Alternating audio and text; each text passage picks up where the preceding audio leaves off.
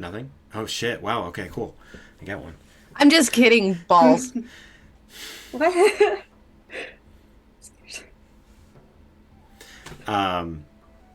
Welcome back. Where our session begins today is in the city of Swagat. Not exactly in the city itself, but about a half hour or so trek outside of the city walls and into the campus of the former Malthier Collective. Now in the process of being restored by Professor Hale and his assistant Kailana. They have done an amazing job of restoring the tower in which the Barefoot Bandits had once fought the overtaken half elven wizard. Hale and Kailana. The tower rebuilt, reformed. The small budding rose planted by Eden only a few weeks ago, now growing, climbing, and connecting with the tower, becoming one with it as this small patch of briar soon looms and overtakes it. Additionally, portions of the lower campus that surround the tower have been built out and restored. A small shop and kind of workroom, like work area, as well as a dormitory of sorts to be used for any students who happen to wander into this dilapidated ruin, soon budding scholarly abode. Hale, in the past couple of weeks, you haven't. How big of an announcement would you have made for the reopening of the Malthier Collective? That's my first question to you. Um, so we would have probably posted just sort of notifications around the whatever the close town was. That Swigat, was yeah. Swigat. Yeah, Swigat's the okay, that was, closest I was town, just yeah. making sure. Yeah, that's what I'm making sure. And then we would also send general correspondence to the collective so they could disseminate however they saw fit.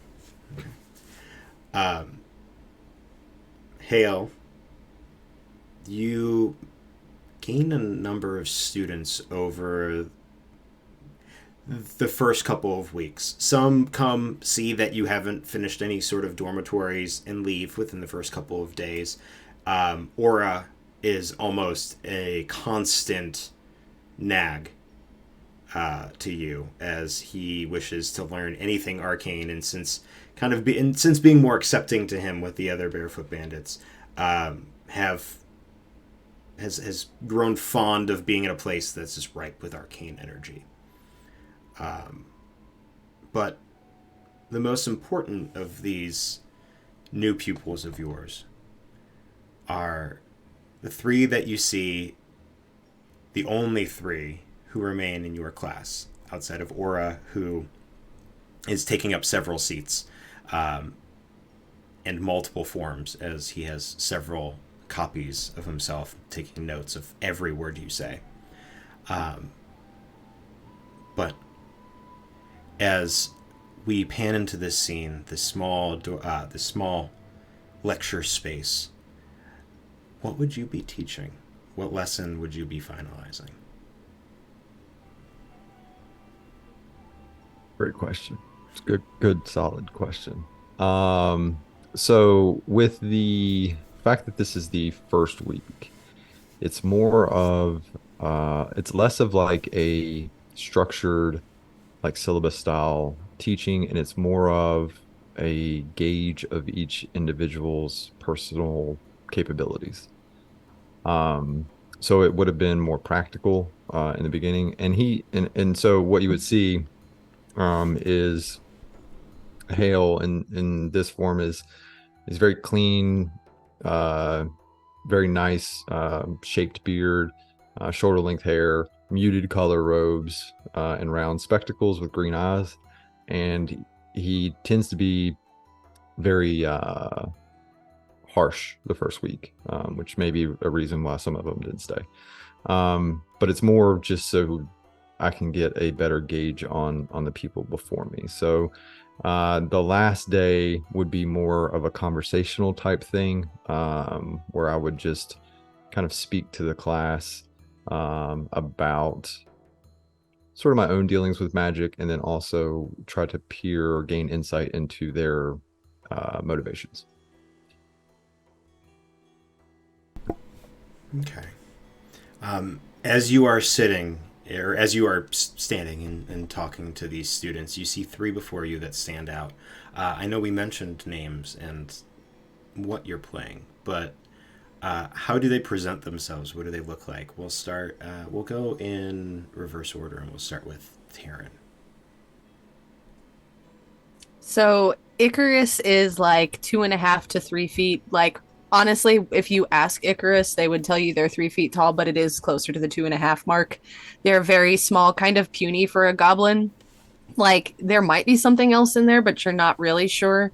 They have like black sclera, like bright blue eyes, like these really large silver glasses with kind of like a purplish lens on them, kind of simpler clothing, like definitely like a sort of overall on the front. They have a big like their wizard's spell book is like always strapped to their back, and they have like this very long like feather quill that like is always tucked into the book and is probably just like half of Icarus's height.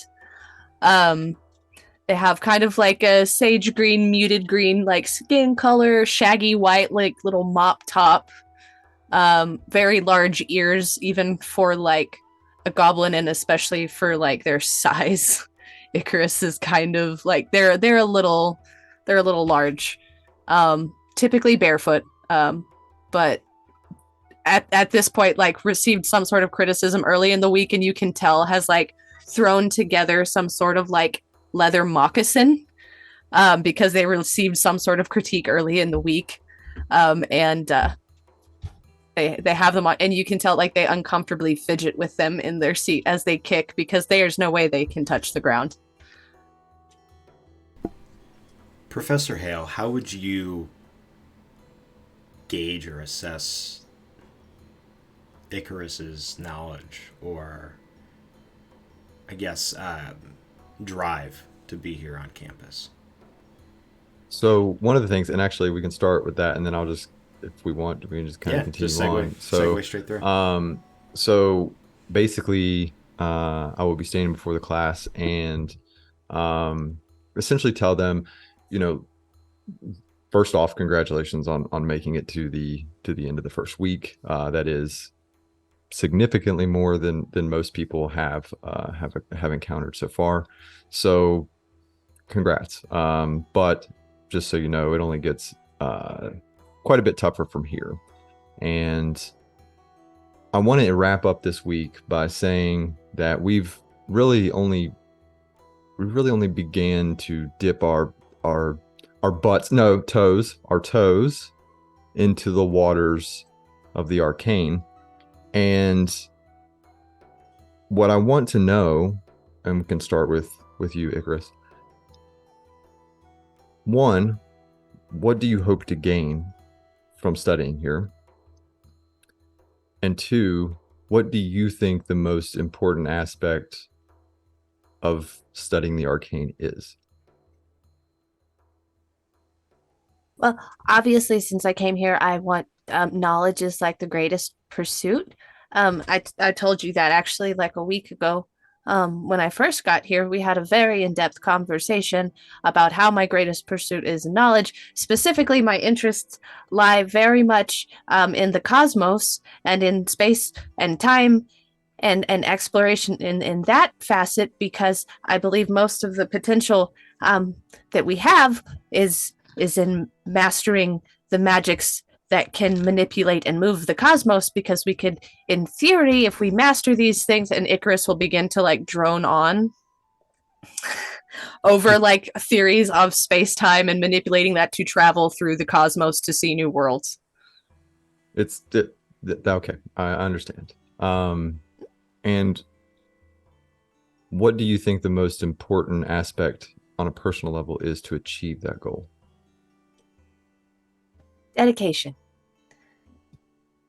Fair enough. Also, just question, what color eyes did I have when you told me this previously?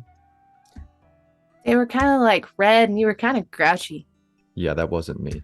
Okay, so next we'll go to Icarus will Ari. immediately, the quill will float to their hand and they will immediately start taking notes. And there is no ink required for this quill as they just start writing. Does it have an emerald nub? Nope. It's just part of being a scribe. From behind you, you hear oh, that's really cool. I can show you. I want one of these. What about you, Ari? Right. Should I also, out of character, should I do the how this week has been for Ari? I would say what does Hale see when he looks at Ari?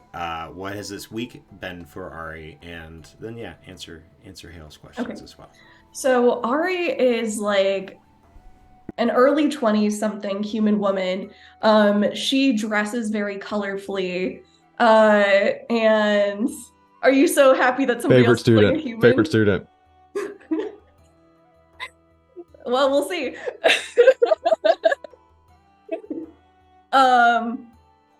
And so she's an early 20s human woman. She dresses very colorfully because she was with a troupe of players before she ended up getting convinced by Icarus to try this.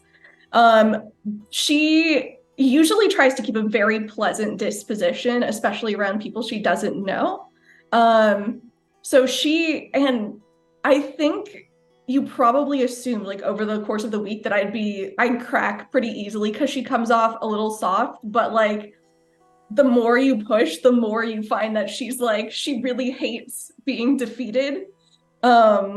So she gets very determined to meet any challenges, even if she fails. And so now you ask that question of what is the most important thing to learn. Yeah, what would you like to learn, and then what do you think? What's your motivation for learning it? Right. Well, gosh, this is all so new to me. I've just was trying to help my family up until now, but we didn't always, do the most ethical things. I guess I just want to see what kind of other magic is out there. I feel like my scope's been so limited. Maybe there is something nicer I can do with my magic. So much of the magic I've learned has just really been how to manipulate people, if I'm honest. And there is plenty of arcane that can do that. In fact, that's, in a manner of speaking, one of the things that I kind of specialize in. So If Ari happens to look to the side, Icarus holds up a piece of paper. Excuse me, you're not the teacher, Icarus. Oh, that is a compliment. Oh. Good effort. And Venrith. Is that close? I feel like that's how Hale says it too, and it's so good. As a teacher, that's how I say all my kids' names that I don't know, with a question mark at the end. Venrith. It's actually pronounced Thynrith. That's exactly what I said. Continue. It's not, but okay. So I am about 6 feet tall. I'm an Eladrin. The season she's currently in is winter. My name is Thynrith. I'm about 123. They live really old. Not that big a deal. She has a really ornate breastplate and really ornate little decorations and chains and gems and a lot of layers. Her skin is very pale, is extremely pale blue, and her hair is striking white and touches the floor. All of the layers and all of the clothes she's wearing are covered in little pieces of frost and just dead leaves and yeah. That's what she looks like. Yeah. And what is the most important aspect of the arcane for you, and what do you think your motivations are for achieving that? That's a very intense question for the first week. To be completely honest with you, I'm not quite sure if I'm going to learn what I want to from here, but I guess I'm just supposed to collect all the knowledge that you have here and try to take it home with me. Not quite sure if you'll be able to give me a lot. Can't give you a look. But whatever you can, hopefully will be useful. What? She scored higher than me? So rude. Her accent's really cool. Well, I appreciate the vote of confidence. I can assure you that I've been teaching quite a while, and while I don't know everything, I certainly know enough to put you on the path, at least from where you are now to novice. But I agree that this is a long and winding road, and it is one that you never complete, and is in a constant state of learning. So as long as you keep an open mind, you can pick up something everywhere. So, interesting. Perhaps, I guess it's only fair maybe that I answer that question for you, so you guys can know a bit more about me. For me, the most important aspect of the arcane, the thing worth studying, is the thing that we don't know. There's a lot to be said for studying magic that is known, and there are a great many practitioners that excel in divination and conjuration and all of these wonderful spells that have been created and perfected over time. But there's something truly unique in seeing that and taking one more step to see what's possible. So, like Thynrith, God, I'm not gonna say it. I'm not gonna say it. I am in the ever pursuit of knowledge. I have my own motivations that are personal, but we'll say that they deal with the cognitive. And so, Ari, very similar to the manipulation of others, I also look inward into the manipulation of one's own mind. And Icarus, I too would love to explore the cosmos and the space and time continuum. But I also like to know the inner workings of my own mind as well. Because to know what's going on up there, we must first try to understand what's going on in here. But I will conclude today, but I think you guys should probably get some rest, because I think tomorrow we may start some more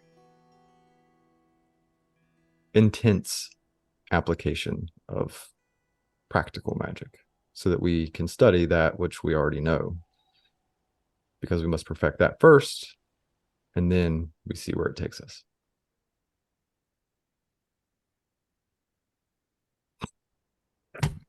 I'll just start. I didn't write that one. That was my quill.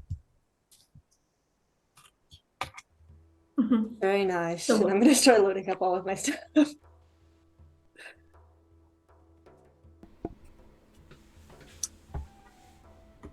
I still slightly resent that B+, just so you know. To be fair, she also kind of scares me, and if I put the honest grade, I felt like she's kind of giving me the cold shoulder. So what I'm hearing is I need to intimidate you more. And she'll like loom over you a little bit. I mean, you could make an intimidation check, And then I guess, yeah. She doesn't hold it long enough for you to like, I think any more than be like, wait, is she serious, before like laughing and Yeah, I was gonna say, as you do, like Icarus's ears kind of like go down flat, and like her eyes get like really, really big. just kidding. I would like to make a performance check. See how bad I feel? Yep. All right, well, I do have good insight, so let's contest this. Let's do it. I'm so happy we're starting out with PvP. I'm so happy that I don't even have to call for anything because my players are just That was so a great. natural 20 on my insight. You can't grift the grifter.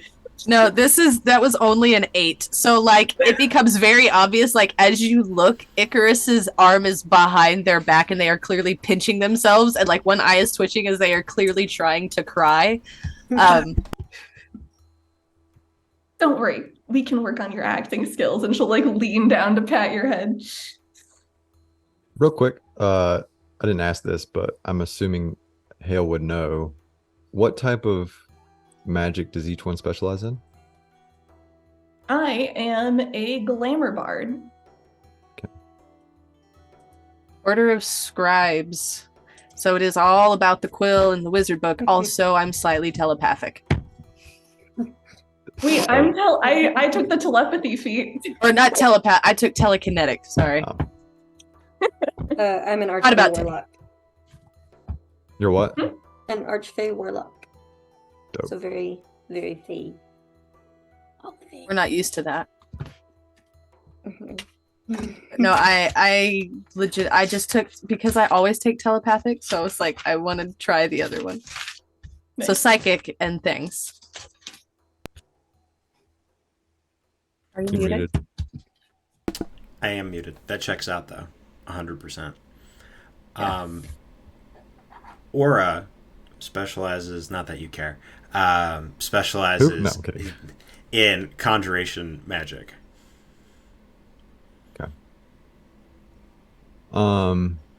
With that, I would sort of gather my things and sort of quickly leave, but then realize that I wanted to talk to Thynrith, so I'll wait outside for them to exit. Okay. Aura packs up all of his 4 separate things, and he's probably one of the first people out, and he kind of just waves, like, "Thank you for the great week. I'm looking forward to learning more from you, Arbiter." And he coalesces and turns into his one giant gloopy form.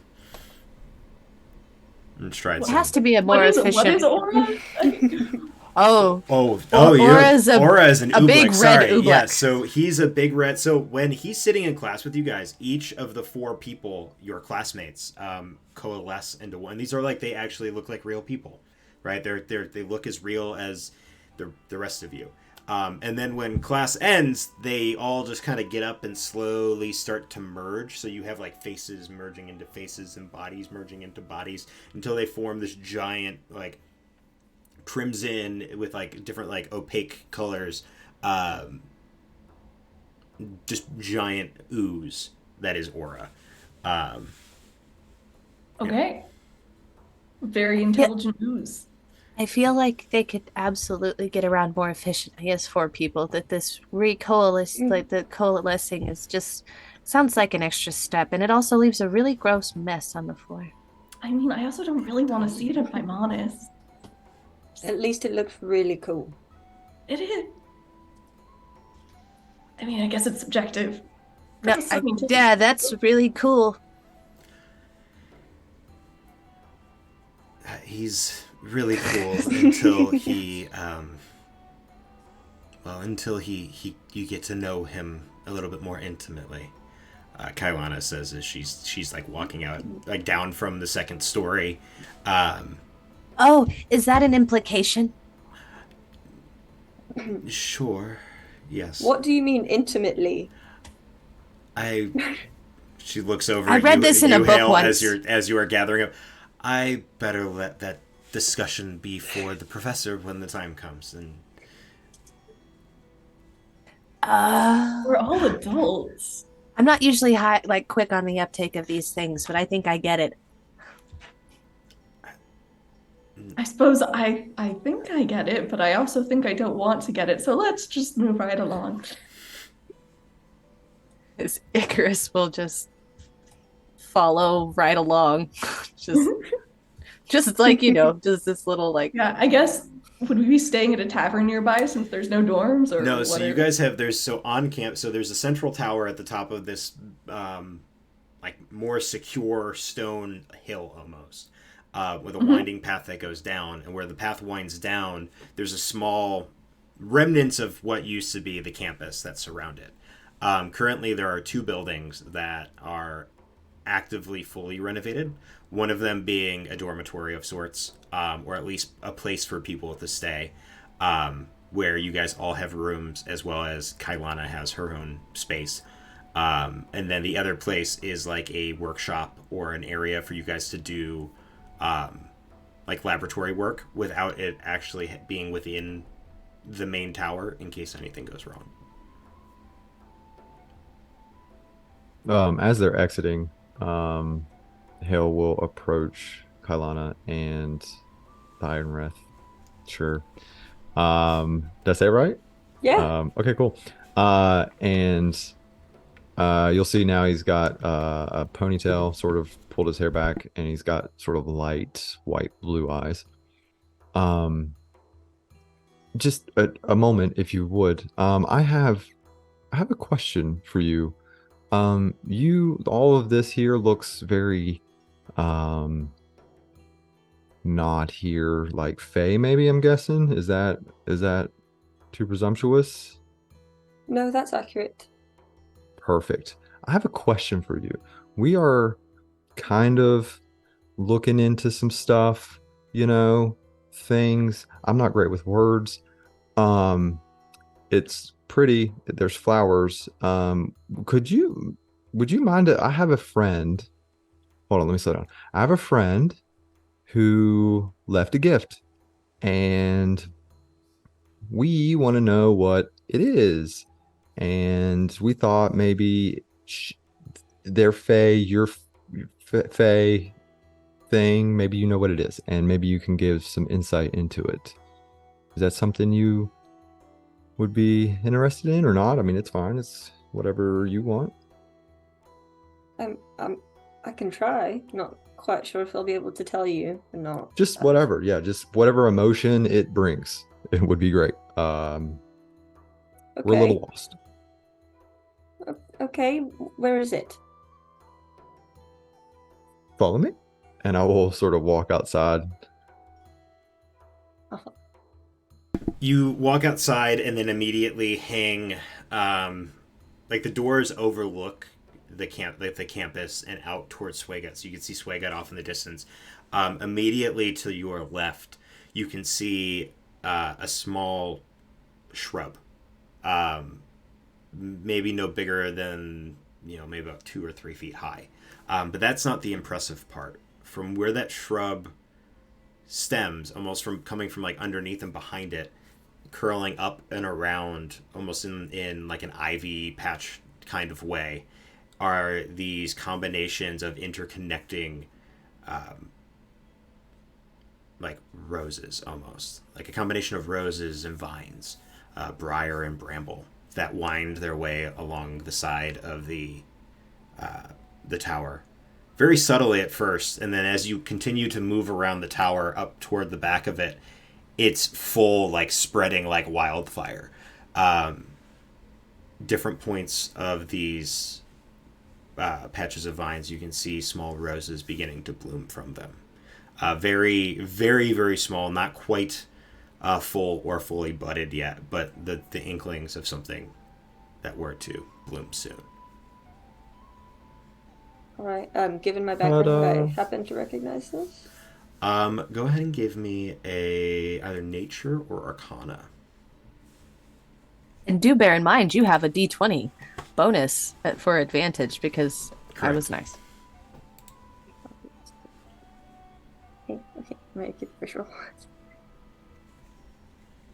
So you said Arcana or Nature? Yeah, arcana or nature. I'll do Arcana. Actually, Better. I would give you history too if you're proficient. I don't know if you're proficient in history. I am not. Oh, so that's a dirty 20. A dirty 20. How much do I want to give away? You would know that roses like this aren't. Would you use arcana or nature for that? My bad. Arcana. Arcana. The bush itself looks like a very normal rose bush. The stuff that's climbing up the tower, you are immediately pulling very, very heavy Feywild or Fey magic from it. It's there's a hint of the spring court, the magics they use. However, the majority of the energy you're getting is very much autumn, fall. Additionally, with a 20, make a wisdom saving throw for me real quick.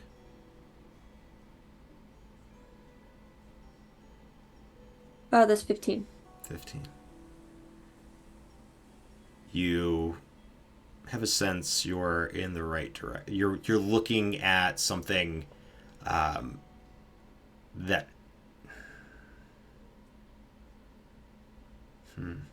man, literally 20 minutes in, Ronan already got me saying shit. You hear a small voice that says, "This belongs to him."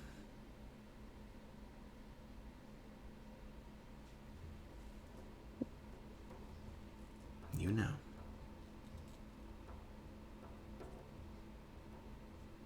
You know. Well, it's certainly interesting. Right? Who exactly left you this? Her name's Eden. I don't know. I don't want to. Do you guys know each other? How big is the? I've never been. It's quite large. Oh. All I know right now is that she planted it. It's growing quite rapidly. And then you see like a flash of gold across his eyes. And he says, "And you really shouldn't touch it." And he just goes and puts his hands on it.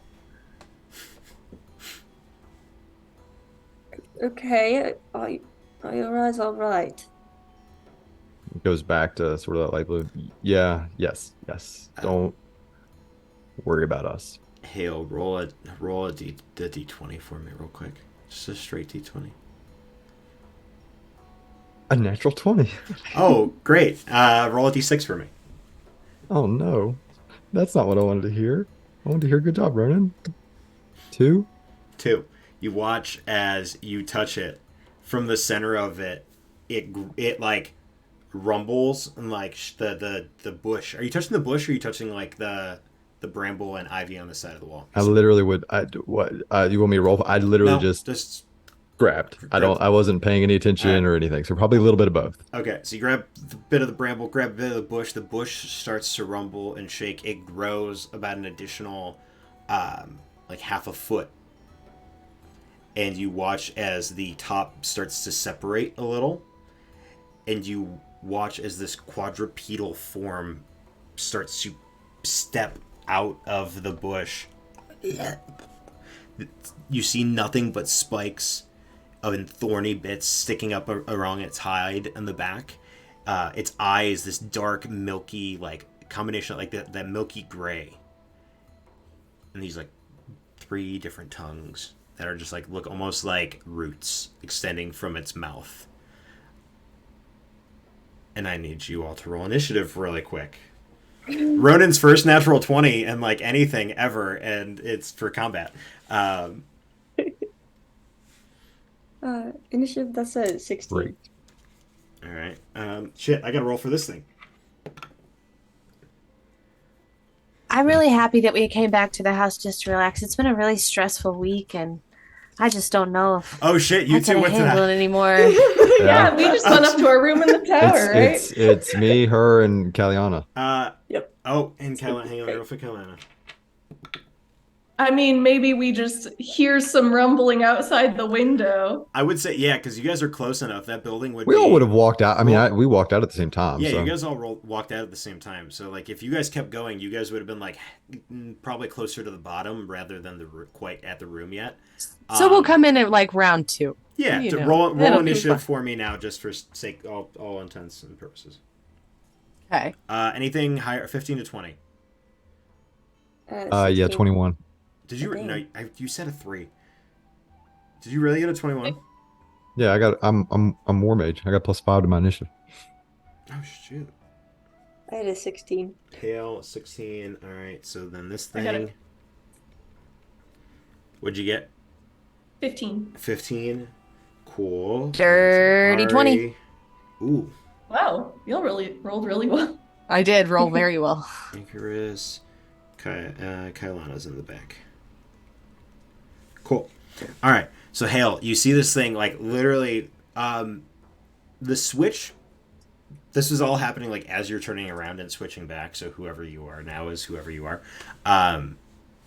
But you hear that rumbling or that like movement of the brush behind you. I imagine Thynreth's eyes would like kind of go wide for a second. You turn around and see it. What are your first actions? What would you like to do? So almost instantaneously, just a flash with sort of dark red eyes and sort of bright or really big pupils. And without hesitation, the wizard book falls open and these sort of screams emanate sort of around Kaiden and just lash out into the creature.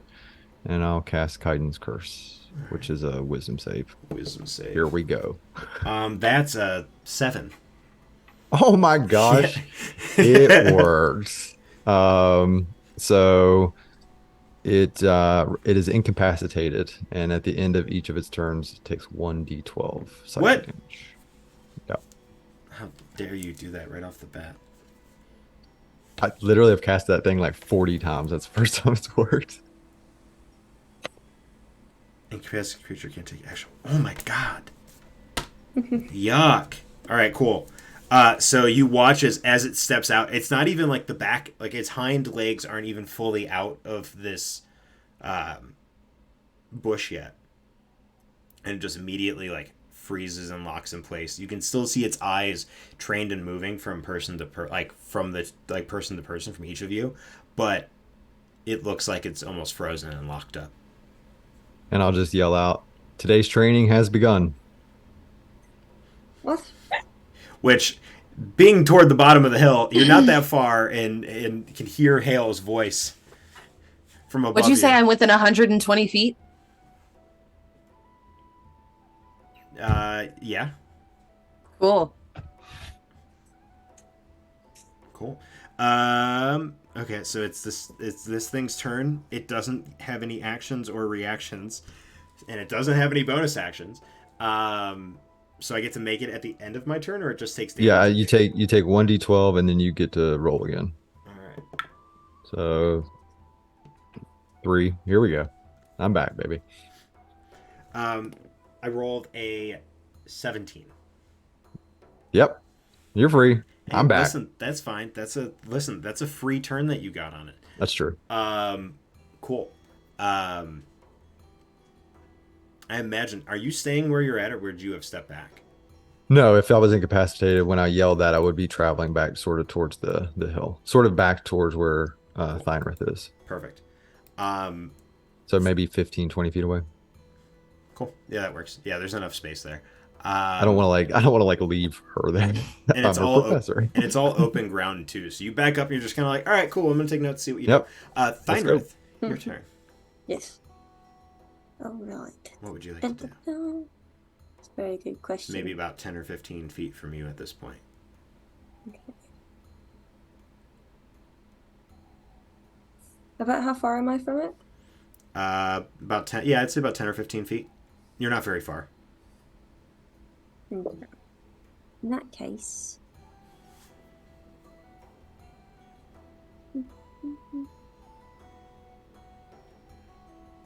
I would like to step to where I'm about 10 feet, get Okay. closer if I need to. And I would like to use Fey Presence, and it has to make a wisdom saving throw or become charmed or frightened until the end of my next turn. Y'all with the wisdom saves. That's going to be a 14. Son of a biscuit. Okay, it made it. Okay. And then as a bonus action, I am. Ooh, okay. I am going to teleport 20 feet away, just in a direction, probably towards the hill, like where Icarus and Ari went. Probably towards that direction. Probably go about 20 feet. And then when I use this, a creature that I can see. Well, no, it's not within 5 feet of me. So yeah, then that's it. Cool. You bamf out. Kailana is going to quickly like pull up a ball of fire and go to throw it at this thing. Hail. Is there anything you'd like to do reactionarily? Yes. I'll. Is Not it a- a? Can I it's tell not if a- it's a firebolt It's or not a fire. fireball? It's a firebolt. It's not a fireball. Okay. I'm sorry. A baseball size of fire. Not a. I'm going to use my reaction to step in front of it and cast shield on myself.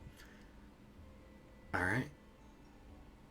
And she goes to toss it. You step in front, cast shield. It splashes over the back. Yep. You're right. I'm sorry. I forgot that we need to keep the. Use our heads. Mm-hmm. My apologies. I am going to I'm gonna go to my dorm, and she bamfs to the roof of the dormitory. Because I'm gonna just make like mental note, like needs more training. she's just got a lot of fire spells. What do you want me to do? Cool. At that point, you guys have heard this. You guys are able to start kind of turning and moving yourself up and back around the causeway that goes from the top of the tower or the base of the tower all the way down. I will only come within 100 feet. Cool. But we're gonna go back to the top with Hale. It's your turn. Okay. I am going to. Let's see here.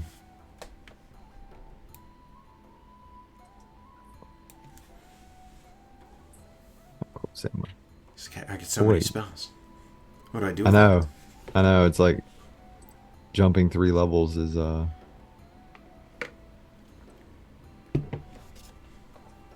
Sorry. I'm doing the typical wizard thing. Okay, so I will kind of step back a couple feet more, 10, 15 feet more, just to give myself some room, and I will raise the arm of my robe, and it's kind of like this sort of really kind of thin skeletal hand type thing, and it just sort of apparates from my actual hand and goes towards it, and I'll cast Chill Touch on it. Ooh. And I actually have to. You have to make an attack roll. I take an attack roll.